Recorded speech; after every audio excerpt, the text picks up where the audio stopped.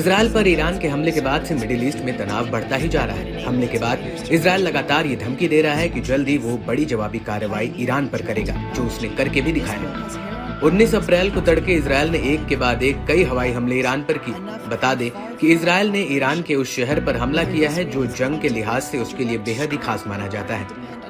Israel ने Iran के Isfahan शहर पर ड्रोन से हमला किया था, मगर इन हमलों को ईरान ने बचकाना बताकर इजरायल का मजाक उड़ाया।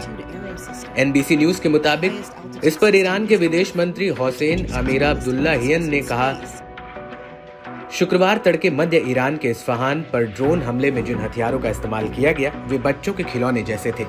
कल रात जो हुआ वह स्ट्राइक नहीं थी, वे उन खिलौनों की तरह थे जिनसे हमारे बच्चे खेलते हैं।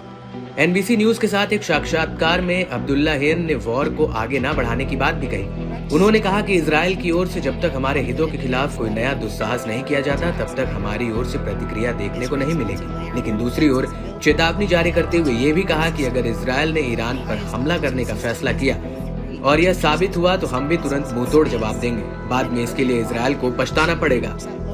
रिपोर्ट्स की माने तो इजरायल और ईरान फिलहाल दोनों ही पीछे हटने की योजना बना रहे हैं। हालांकि अभी दोनों देशों की तरफ से इसको लेकर कोई प्रतिक्रिया नहीं आई है। 1 अप्रैल को दमिश्क में ईरानी काउंसलर भवन पर बमबारी के बाद 13 अप्रैल को इजरायल पर ईरान ने 300 से ज्यादा अधिक मिसाइल और ड्रोन से हमला किया था। इसके बाद दोनों देशों में तनाव की स्थिति पैदा हो गई थी। विदेश मंत्री हुसैन अमीर अब्दुल्लाहियन के बयान का किसी ईरानी अधिकारी ने समर्थन नहीं किया है।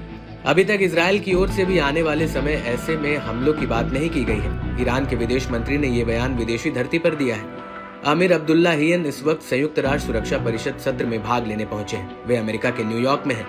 विदेश मंत्री के खिलौने वाले बयान से ऐसा लग रहा है कि उन्होंने इस हमले को बहुत हल्के में लिया है। इजरायल ने भी ऐसा कोई संदेश नहीं दिया है कि उनका ये अटैक सिर्फ एक ट्रेलर है।